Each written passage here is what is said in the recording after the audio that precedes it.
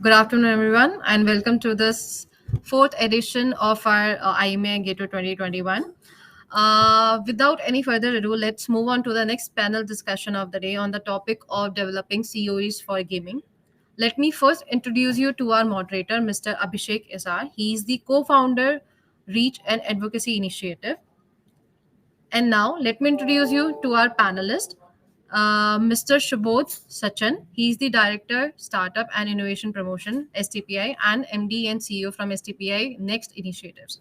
Mr. Mohit Soni, he's the Chief Executive Officer, Media and Entertainment Skills Council, and Nicole Zingg, Global Head of Channel Partnership from Unity Technology. We'll also have Ms. Tanushree DebBarma, IAS Secretary Revenue Department from Government of Tripura later on. Over to you, Abhishek. Shivani, a very good afternoon to everybody. It's always a pleasure to be part of IMI's Gatto movement.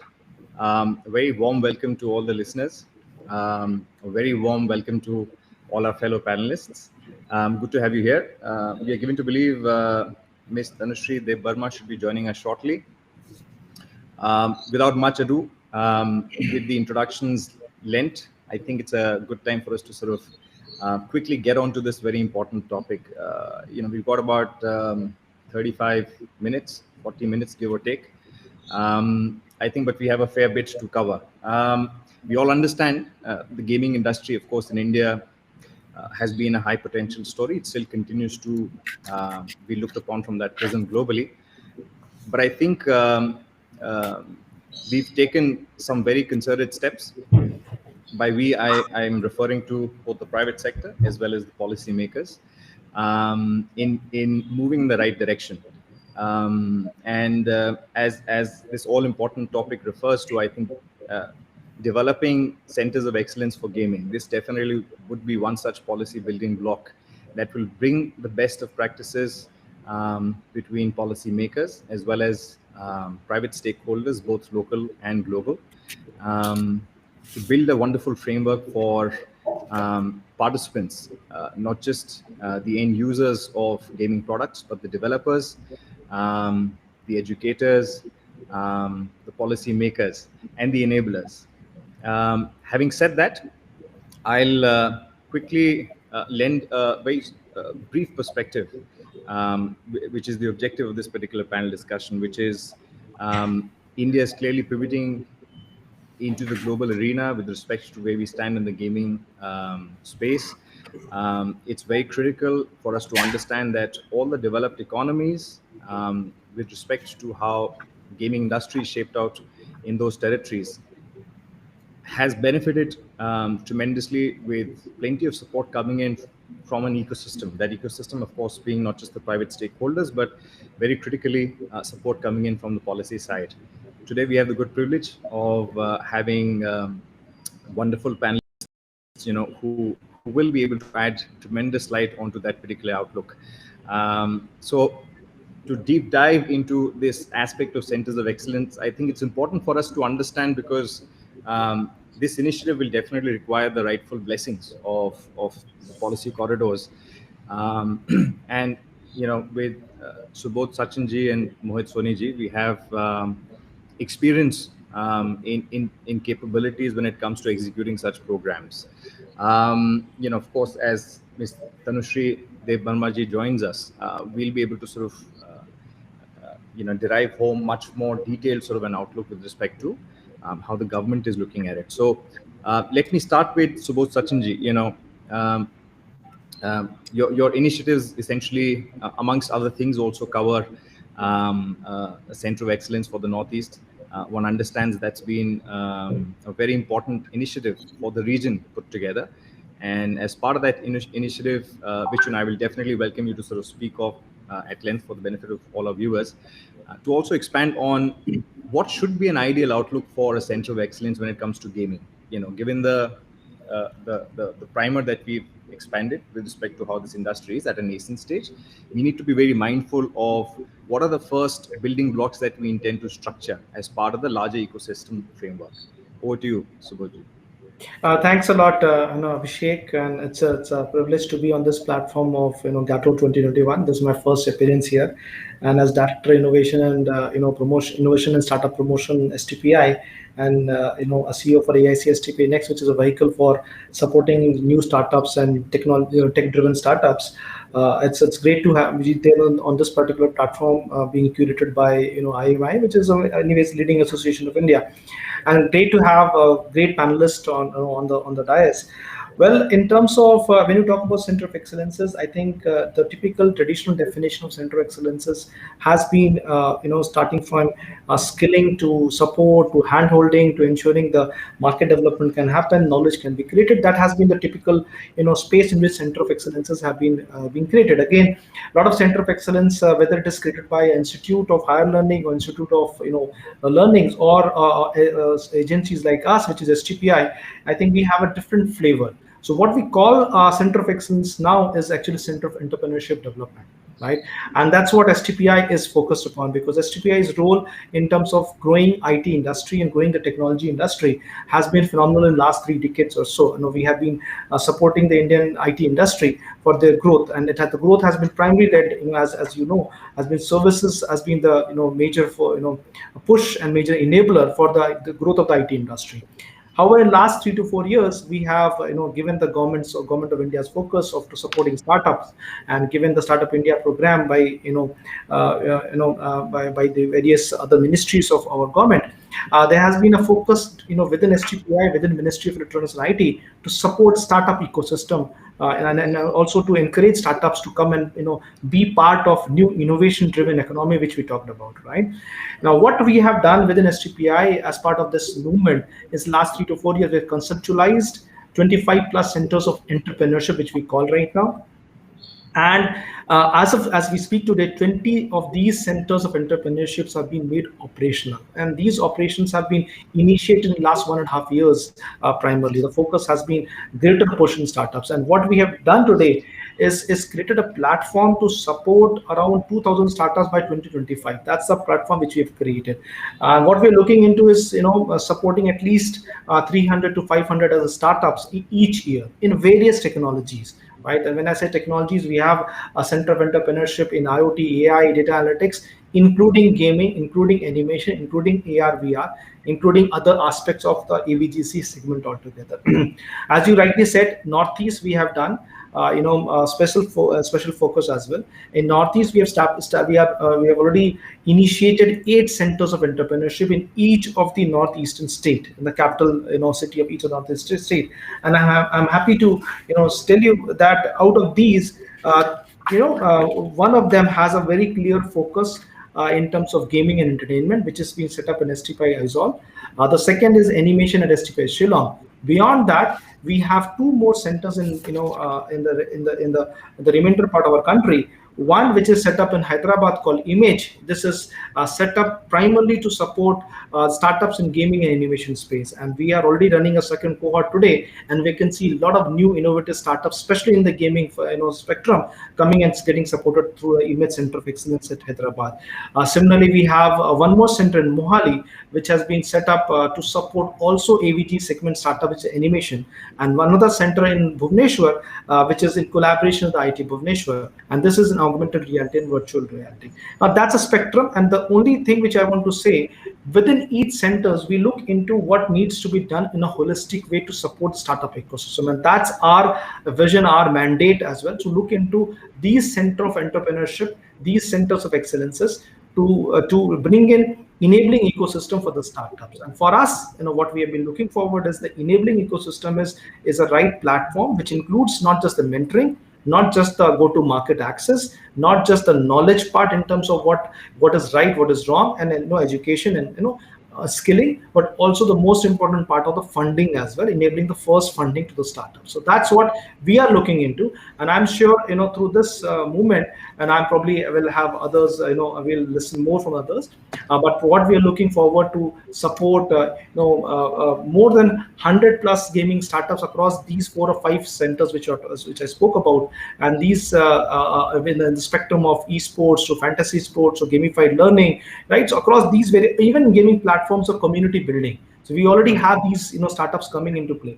And India, has been innovation capital, and has been great aspiration, and the kind of talent we have, the Indian IT industry, which has powered the talent already, right? For last 3 decades, the Indian IT industry has created humongous amount of talent in the technology space, and this technology space talent is now powering this new age entrepreneurs, especially in gaming, which requires slightly different mindset, given we are talking about younger generation altogether. So I think I'll rest with this opening thoughts right now, and over back to you, Abhishek.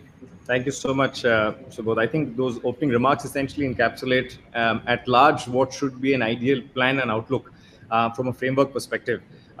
You've mentioned how you sort of the spectrum of the outreach of this program, and I think that pretty much is where I would like to take the discussion as the next step, which is to understand what is the ideal model for India to operate and create these centers of excellence which somehow wire in into each other, right? The multiple initiatives that various agencies and entities can take, and how that sort of aligns well at a centralized level, because that will definitely help enable each one to create that ecosystem, create that go-to marketplace, and also eventually raise capital. At this point, however, I'd like to invite Mohit ji. Given that you're working, of course, closely with on the media and entertainment skills side, one understands that information and broadcast ministry is a very important nodal authority for you. What are your views, Mohit, if you were to look at the approach plan for setting up centers of excellence in the gaming space? And you can sort of take a leaf from what Subodh also highlighted. But specifically, we've got a couple of centralized ministries here.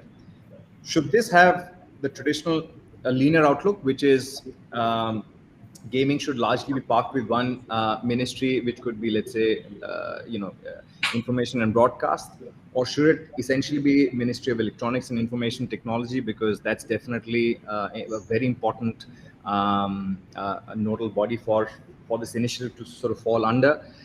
And subsequently, let's not take away the importance of education, so HRD as well. So what would be that ideal mix that India can should fashion to have an outlook towards CoEs in gaming? Thank you, Abhishek, first of all, for making me a part of this such a highlighted discussion for today's India. And Subodh, it was really music to ears to understand when you use the word entrepreneurship, because if you ask me, the concept of CoE should not be just restricted to offering opportunities in employment. I would rather say that we should start using the word in our industry called Center of Excellence and Creative Entrepreneurship, because being one of the most vital components of gig economy, I feel more is to the perspective of self-employment, and then probably becoming a source of employment for others is something what we can generate in this ecosystem. And I think that'll make a great significant move the moment we all start adapting that as a part of our process.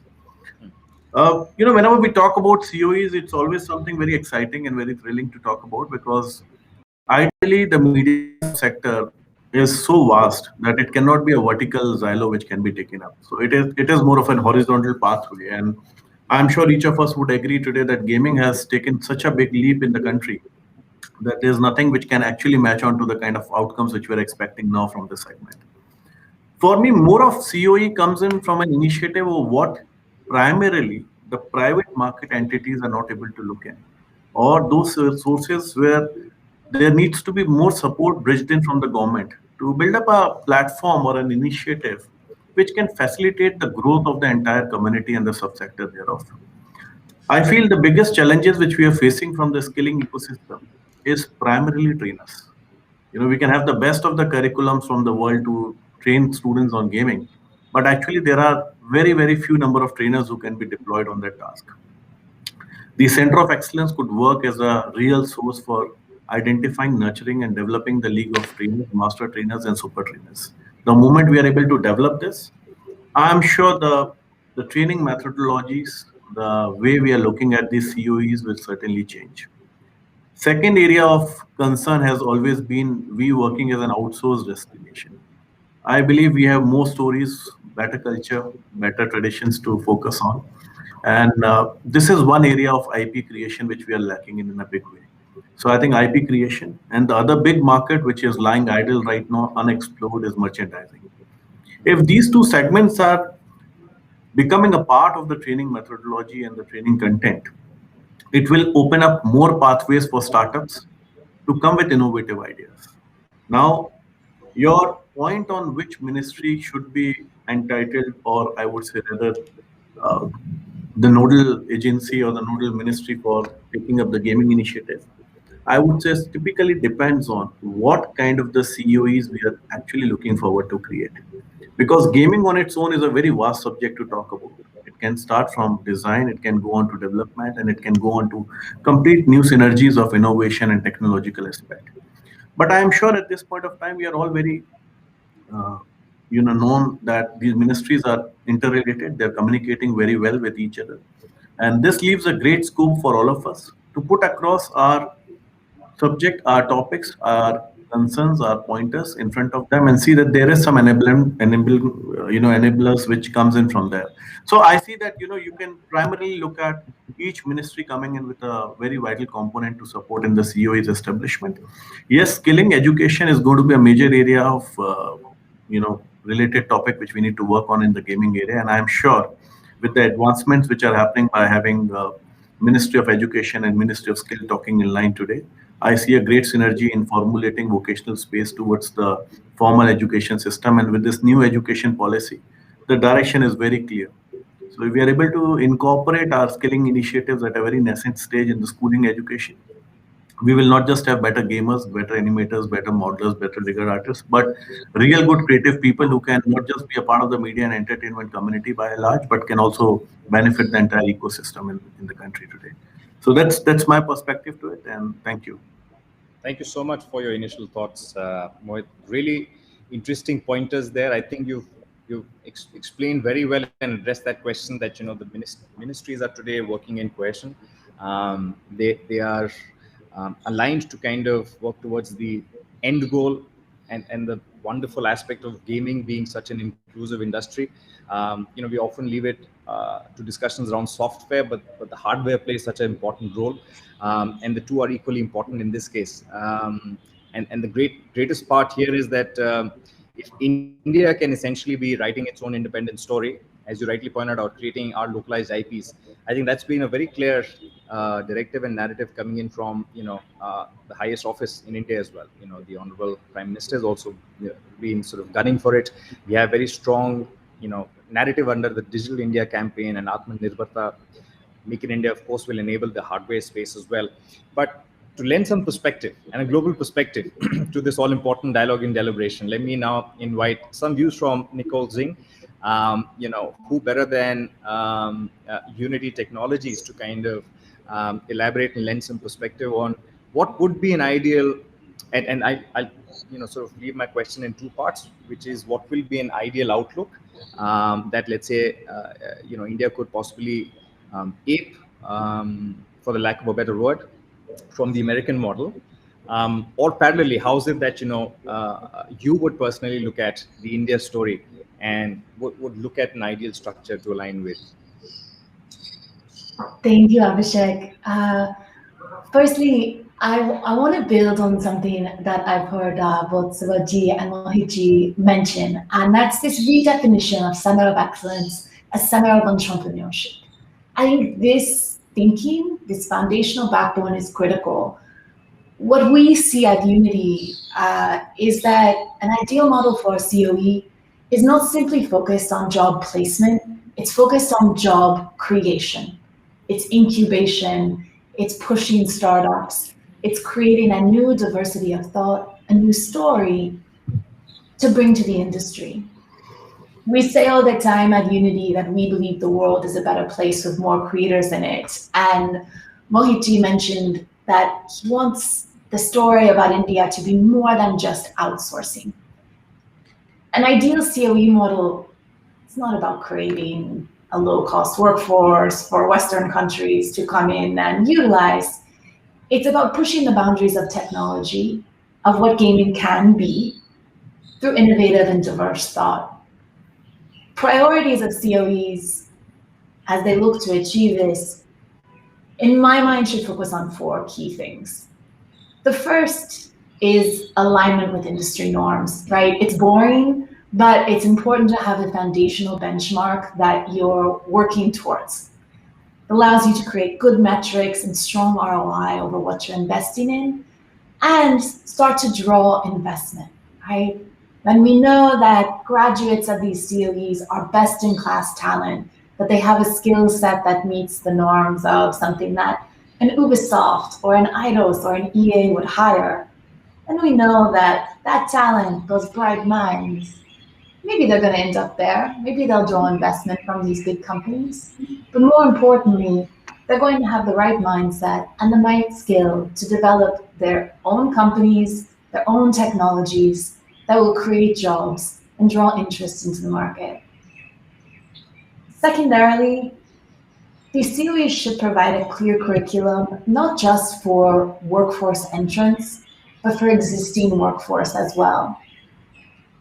As we look at the span and spread of games technology into more traditional verticals, across my global practice, we see a lot of really interesting things coming out of people who were developed through different industries, right? Who came up through architecture, engineering, and construction, automotive and manufacturing.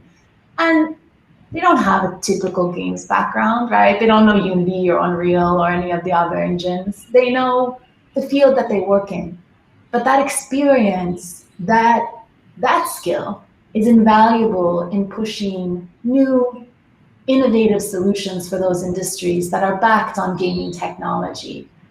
Huge opportunity there to develop that entrepreneurship, sorry, that's a hard word for me to say, entrepreneurship story, and really, really create that rising tide that can change the story around what Unity is bringing to the gaming, or sorry, what India is bringing into the gaming industry. Now, finally, one of the things that I see as absolutely critical for the success of these programs is marketing the success of those who participate in them.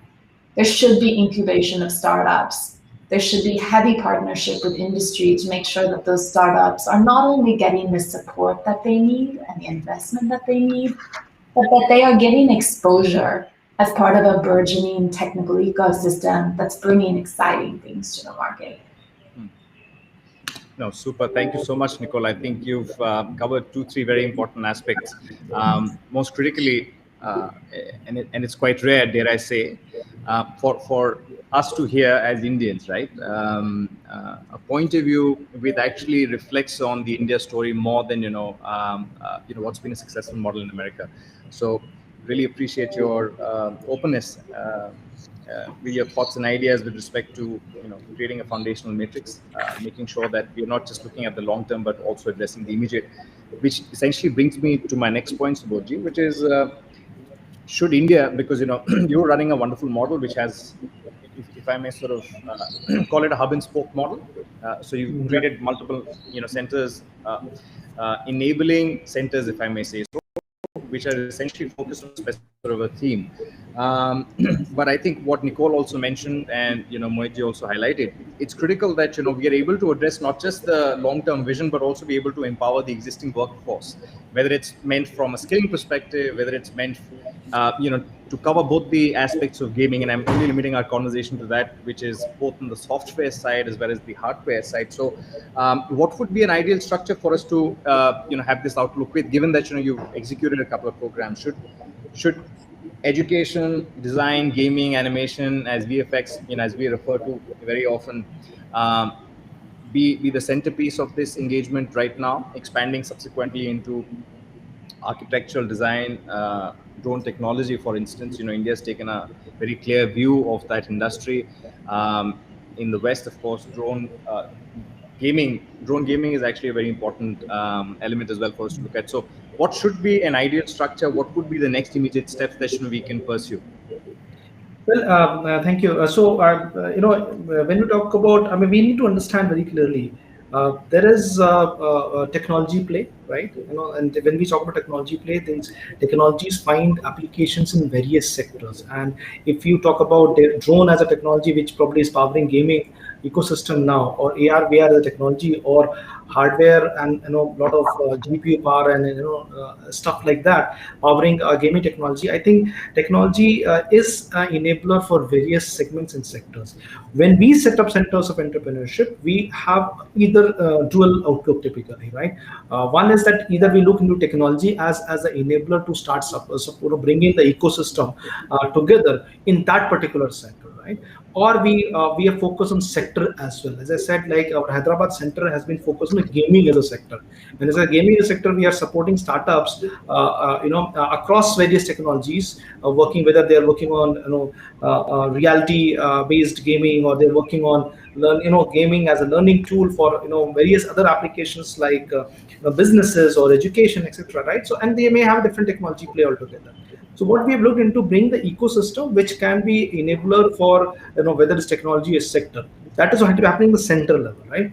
But you rightly said hub and spoke, right? So when we look as a unified entity of these centers together within our headquarters here at Delhi, we try to enable them what else is required in terms of enabling, as probably Nicole said, industry participation, industry collaboration, or probably what Mohit said in terms of IPR creation, right? Or when we bring in the funding opportunities, what is required? What is required in terms of knowledge, which can be done as a hub here, right? So we have been trying to focus upon that, and hence we have created some real partnerships through the industry, real partnership through academia, real partnership with the like-minded ecosystem players today. For example, I think today one of the funding partners.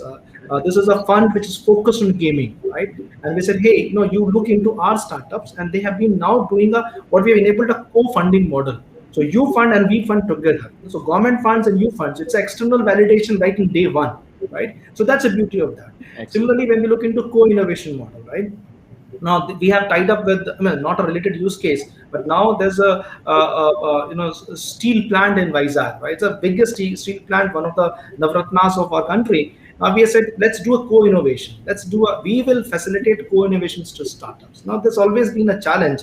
Where is a real problem, and whether startups are working on real problems which has a real market, right?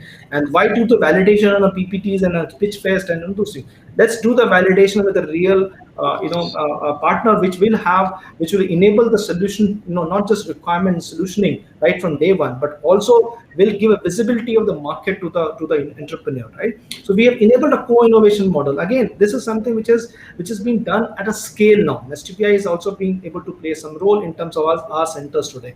But you will see a lot of co-innovation challenges happening right now, co-innovation models happening right now, where both the consumers and the producers are being tied together to create some solutions, right? So these are various ways in which, as a hub, we have to start looking into, and that's a way forward also, because I think fellow panelists said very clearly, while we look into bringing skilling, while we look into bringing job creators together, we also need to ensure that there is a success and chances of success, because the common intervention is to ensure that everything is brought under single house or single roof. That's one, but also to enable chances of success, and we remove the impediments which are there at the early stage startups. That's a typical government's role, and I'm sure private ecosystem will take off from there, right? But bringing together the private ecosystem, closer to the startups at early stage, and if the government plays a certain role, I think that's what we are trying to do within STPI and through STPI centers of entrepreneurship. I think that's an ideal approach. Nicole, I saw you raise a hand. Do you have a question? No. Okay, super. But at any stage, anyone wants to, it's a freewheeling conversation. Everybody is sort of welcome to sort of participate. Mohit, taking an extension of what Subodh mentioned, some very important aspects, how can this be structurally positioned? The Ministry of Information and Broadcast recently tied in with IIT Bombay. Right, and then we've got Twaga, as Telangana has created its own independent association. Miss Tanushree DebBarma is yet to join. I don't know whether she'll be able to or not, but she's been also part of the Karnataka chapter, right? How back in 2012 they were supporting the AVJC sort of engagement. what are your views on next steps in the sense to the action plan? How do we immediately sort of execute this, and whether that means tabling a white paper, whether it means aligning with the likes of STPI Next initiatives? How do we invite the likes of Unity Technologies to sort of come to India and align with our vision? So one thing which has been really good is the formation of regional chapters across the country. That is something which has actually emerged as a very, very strong base for us to understand what the region strengths are and where should we focus upon. When you talk about Twaga, you talk about Karnataka, you talk about any other state right now. All of these states know what their power is. And if you see, the government intervention and support is primarily coming onto those directions of strength areas which have been identified very clearly. If we visit the Center of Excellence in Karnataka, we will know, a beautiful setup which is primarily focused on new age technologies of capturing motion graphics in real time.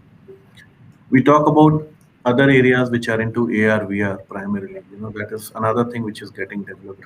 One of our university partners, Periyar University, has established a beautiful facility for AR, VR within the university, and we are developing a lot of research-based modules now with them.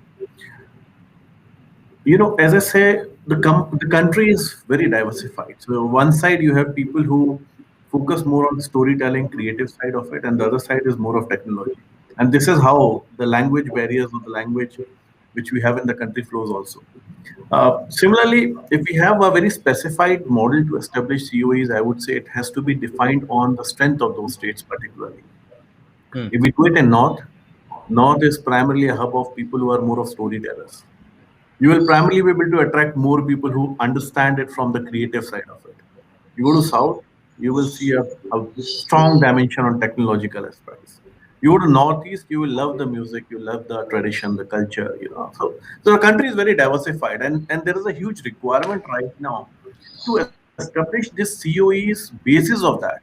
And when we talk about a COE, whether it is in AVTC or gaming, all of this combined together will give one important component, which is the outcome which is going to be there from all of these states merged together.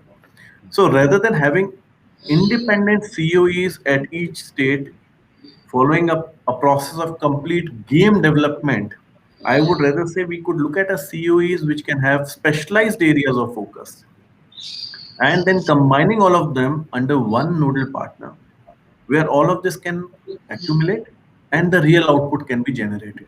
So that each of this can work not just as a training, a skilling, or a content creator, but can also work as a research hub for the country. There is a huge requirement right now for us to actually narrate what we are strong in. And this can come in when these COEs starts developing over a period of time, not just in terms of resources, but also in terms of technological developments and advancements which are happening globally. There has to be a very strong integration of marketing and business development in this, because whatever we create also needs to be sold across the globe. So that banking on something which can be a content marketplace is something surely important for us, which these UAs should enable. So one side, when we talk about creativity, we talk about technology. The other side are the people who are in between the creative technology and the market. And these are the people who could be very, very versatile to establish a strong platform for our country to develop upon. So I would say we need to look at all of these from a very specific and a specified skill set basis, and then basis of that create a roadmap and a market plan, which thereafter could work as an approach paper. The one which is coming up in Mumbai is certainly going to be a very valuable proposition for the entire country to look at. And I'm sure IIT Mumbai is really, really working on a great, strong platform there, and a lot of planning has already gone in. Bringing a lot of international expertise, whether it is from Unity side or whether it is from other partners, will certainly help and enable India to maybe reach this journey, if not in 1 year, at least in 2 years' time rather than 20 years' time. So I'm sure this integration and support from international partners will certainly be a great support function for us to develop upon and learn from what has been successful model for them and why we became the biggest destination for outsource, and now how can we become the biggest destination for outsourcing. So I would say this is how we should look at it, and if these COEs come in a practical shape, and over the period of time we are able to nurture and mature them in lines with what our plans are, we will see something wonderfully coming out from the M&E community altogether.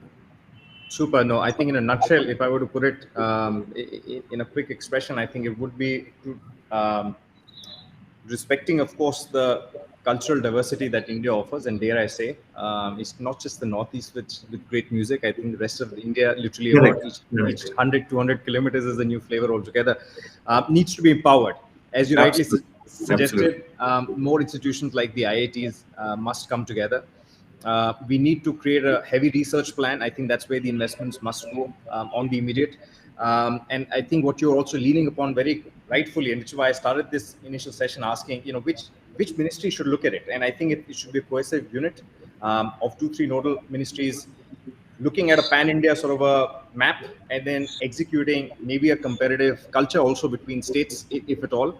Because, having said this, what we are also missing out is the elephant in the room, which is, you see, in India today, gaming comes under a heavy legal purview. We need to be very sure and certain as to what are the directions that we want to take forward on. As we speak, I'm definite on this very event. There are multiple such articulations taking place because that's possibly the flavor of the season. There have been some important rulings that have, come out in the last couple of months, and we are anticipating a few more to come through. But we're not going to touch upon the legal aspect. I think it's important that as that legal definitions get sort of empowered, as Subodh ji also highlighted, I think you mentioned gaming, and then you also highlighted esports very clearly. There is a very independent narrative that falls for each of these segments, not just in India but also globally. So, Nicole, at this point in time, if I were to sort of, as we are inching into the final 5 minutes, how does India reverse engineer some of the global trends? What are some of the takeaways that you'd recommend if you were to align with the government of India? And I'm not stating with Subodh ji or Mohit ji, for any specific projects. Of course, you're welcome. But if you were to sort of align with the government of India, and as we've articulated, a cohesive unit, 2-3 nodal ministries looking at it, what would be that singular point of engagement, which is to reverse the global trends for eventually to drive India's human capital to achieving, the end goal of funds coming through and, enablement? Over to you. Sure. So it all hinges on something that both Subodh and Mohit have spoken to, which is master trainers and super trainers. If we look at this sort of nodal prospect of lots of COEs focused on individual industry subsegments, which I love, by the way, we need to place trainers in those organizations who have best-in-class knowledge of best practices of global vendors, who have been well educated and taught the pedagogy behind delivering those skills to learners, but also who come from the local environment, right? We don't want to send in a bunch of master trainers who come from America or Europe, where I am, or anywhere else. We want them to be from industries in India who understand the prospect and the potential that the local population offers. We would love to help with something like this from our end. I'm sure many other vendors would as well. But training the trainer, creating those master skill developers, in my mind, is the best place to start because it puts the journey fully in the hands of your population, right? They're more creators. They get to start to drive, to think about, and to develop ideas that will be unique to India. To another point made earlier in the discussion, that's where IP creation will really come from, right? There's not some other big company coming in and telling you how to do things. There's a well-educated, well-developed instructor, guidance provider who comes from this ecosystem and who can help drive that entrepreneurship, that IP development that will move that story, that narrative from just outsourcing to being truly a technical leader in this space.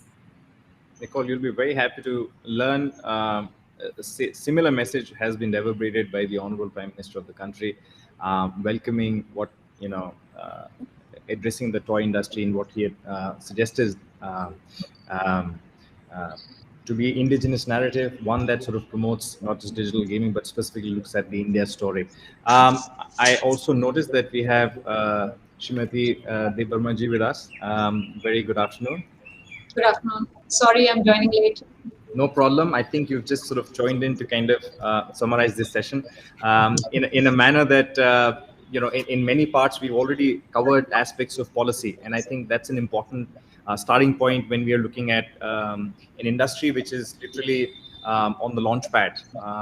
The trajectory of the direction it takes hereafter will depend heavily on what are some of the policy measures taken by the government. You've been part of some very interesting initiatives, whether it was in Karnataka. We understand being one of the first states to kind of focus on the AVGC policies. And thereafter, as Subodh mentioned, their initiative in the Northeast is also playing a pivotal role in evangelizing young talent. So in summary, what the other panelists suggest is that, it's important for India to have its own independent narrative, strong focus on skilling, but education and research will become the foundation of it. I'm not just summarizing, but also kind of leaning forward to receive your sort of views on this. What would be an ideal scenario? We've also covered the fact that, the government and it needn't be, gaming needn't sort of sit under one nodal ministry. It could be a bifurcation of multiple ministries coming together, whether it's Information Broadcast, Ministry of Information Technology, even for that matter, HRD ministry. What would be an ideal structure for a COE from a policy narrative for you? And, what should be the immediate action points that India and not just policy, but also private stakeholders should look forward to? Over to you, ma'am. I'd like to give you some background. I know it's a little late in the day, but as we saw in Karnataka and way back in 2000, I think it was early 2000s that they had started off with the first AVGC policy. And thereafter, during my tenure, we had the new AVGC policy launch. And things had changed so much drastically over the time that what we thought was the domain of IT department was actually, we learned that was so multi-sectoral that keeping it within the ambit of a certain department would be very unfair and unrealistic. So like you said, it is IT, it is communication, it is research with the academia, because every day it's a very dynamic field, and in fact culture and skilling.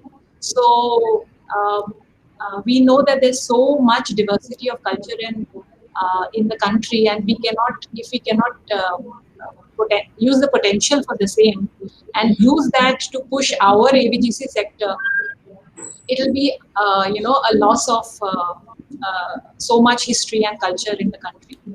In addition to that, I would also like to say that it is not only an entertainment sector. All of you are stalwarts, and you know that it is going to be applied in each and every sector, be it under large economics, government policy, education, HR management. So gaming is such a instinctive thing to human nature that its application is going to be so widespread. So we can't just make it into a silo, and like many other sectors, it has to be multi-sectoral. So like you are in the right direction, I think having a think tank who works in this direction and see how it percolates down in terms of policy making, implementation and collaboration of industry, academia and the government is very critical. And for Tripura, we will work with the organization and the various sector skill councils. We're planning to set up a center of excellence in Tripura, and our honorable minister, our culture minister are very keen to have this, because it of course will lead to better employment. This is a very high employment generation sector, but it will also lead to channelizing our cultural heritage, which is especially very, very, strong in Northeast. So we have to capitalize on that and take it forward. Thank you so much for those initial remarks. Let me also invite Subodh, Mohit, Nicole, if you would like to sort of pose a question to Tanushree. No, I'd not like to pose a question, but at least on the on the fact that this collaborations are happening, I would like to add one more point. Today, the innovation is also happening in a lot of tier 2 cities and smaller cities, and this is what we have seen from our startup ecosystem. And hence, whether it's a city in the northeast, whether a city, let's say Bhubaneswar, or whether we are talking about cities in Lucknow or Prayagraj, I think these are where a lot of innovations are happening. So we within STPI look into innovation as an enabler, the innovation thought as an enabler, and hence we look into what further is required. And very rightly, I think, as Mohit said, tying the local assets and local strengths is what we have looked into center of entrepreneurship. So similarly, when we are setting up, and to ma'am as well in northeast, we did, when we are setting up these centers of entrepreneurship in northeast, right, there was a study done with CII together, and that identified the regional strengths and regional aspirations, right, and how the industry's seed can be grown, because northeast is still seen as where a lot of promotion needs to be done by government, heavy uplifting has to be done by government, right. And hence, when we set up a center of animation in Shillong, or when we set up a center of gaming, right, in Aizawl, right, I think, or a center of rural agri-tech in Guwahati, we looked into what the local aspirations are. And the gaming is a strong community available in northeast, where culture is a strong community, as because it's not a community, culture heritage is strong, very strongly seen is in the northeast. And hence, as tying these local aspirations, local ambitions, and local strengths with aspirations of entrepreneurship is what we're looking into as a platform within STPI to set up. So hence,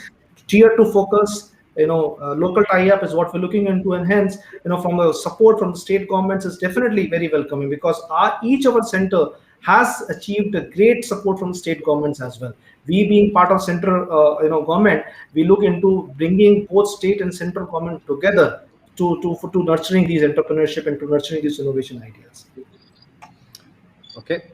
Tanushree, may I also quickly take your feedback on what would be an ideal North Star for you over a next 2 to 3 year period with specifics to this particular industry?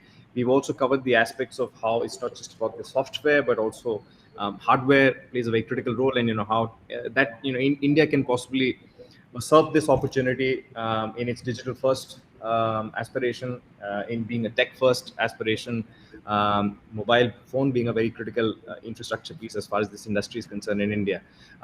And given the current legal how do I put it, purview of gaming as far as India is concerned, because it's very independent on a state by state basis, what would be the North Star for you in the next 2 to 3 year period?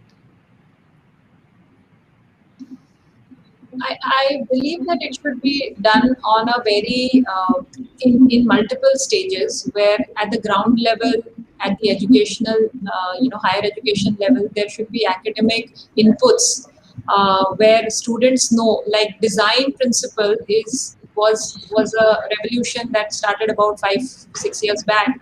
Now gaming should be pushed as an understanding of what is the gaming perspective of human nature. How do we push that? And those basic principles have to be made very clear, and it should become a common knowledge among the students. This can even start in higher education, 11th and 12th, because it has so widespread application. As a concept, it should be understood. And thereafter, ensuring that at the availability of these courses, especially with the milieu of edtech that has grown so much in the country now, I think India may be at the cusp of this innovation, where we can just make a very level playing field where people have access to all sorts of technology and education. And that is where we should push to ensure that that comes faster than later. It will come any day. But on its own, it may take 5 years, 4 years, or 3 years. We can make it happen in the next 9 months. So that should be the initiative. And then, of course, at the policy level, we should ensure that we are speaking to all the stakeholders and see where are the gaps. How do we ensure that the industry keeps crying wolf? I would say that we don't have manpower. We don't get enough manpower. Whereas when we ask them what are the skilling gaps that are there, they have no answers. So we always face that problem. That is, of course, not related to just gaming, but in general. We keep crying that we don't have enough manpower, but why is it that they don't have these courses and push them to the industry? And government will happily fund that kind of a course, so let them be a part of that course curriculum formation, and then have a policy of how much investment is required, where we need what. So as a broad framework, I am thinking on those lines. I just made that answer up. So it's still at the initial stages. Makes a lot of sense. The fact that on the private side, and many other listeners who are not part of this panel right now can hear that point of view coming in from yourself. It adds a lot of insight as to what's an ideal scenario, what's an ideal next step. Any final comments? And I'll start with Nicole.